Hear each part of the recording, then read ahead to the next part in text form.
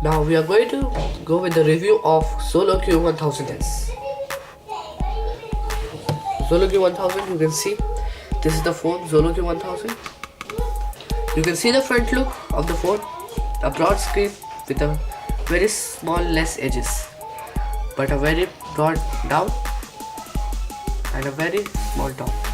The camera, sensors and the earpiece. The camera is of 1.2 megapixel. And now at the back you can see the 8 megapixel camera with flash, Solo logo, and at the down you have the speaker. At the sideward you have the volume up key, volume down key, the snapshot key. Now I'm going to on this. You can see the style. This is the power key.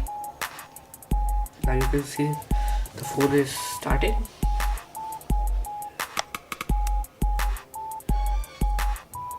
It is taking a lot time to start.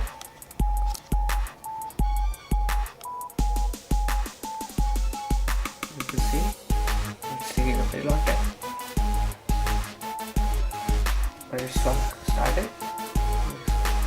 This is the home screen. You can see a very broad home screen. You can feel like you're holding a joystick or gamepad. This is just good for gaming. This phone has 32 GB of expandable memory and 4 GB of internal memory. Now this is the home screen. You can see the phone has a very good grip and it feels like you are holding a gamepad. Now I'm going to go up and I'm going to check the system properties. This phone comes with Android 4.2. So we are going to go to about phones. Android, basement version, kernel version, all details are here. You can also update the software from here. Now we are going at top to check the RAM. Now this is the RAM, the running RAM at the top. You can see that at the top, the total of the used and unused is your total RAM.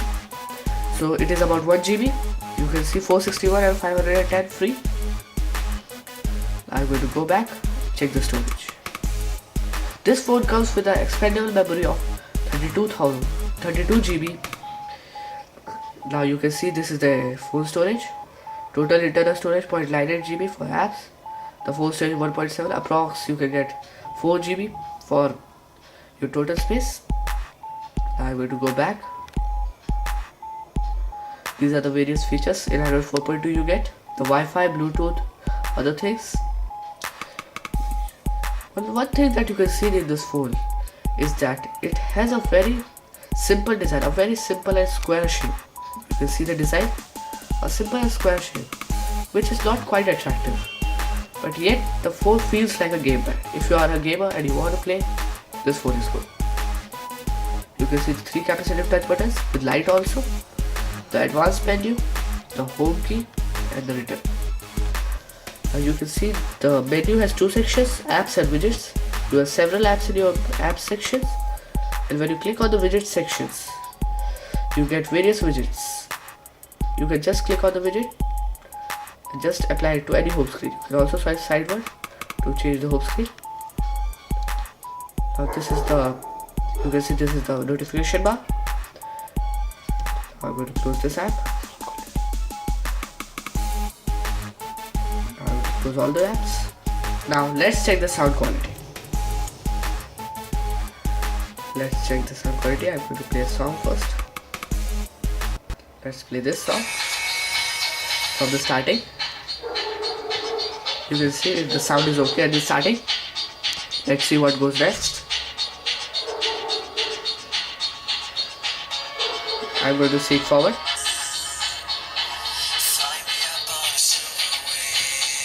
The sound has a little vibrance and a very little disturbance. You can see the disturbance. It's not clear. You can see the vibration and a little buzzing in the song. This is not a good feature. I don't like the sound quality at all.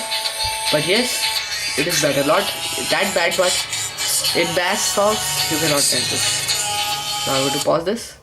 You can see the sound quality is not that good. This is definitely not a music phone. You can get this. This is not a definitely music phone. You can see all the looks. Now let's check let's check its camera quality. I'm going to see my camera app. First of all, I'm going to set the camera. You can see this is the camera quality of 8 megapixel.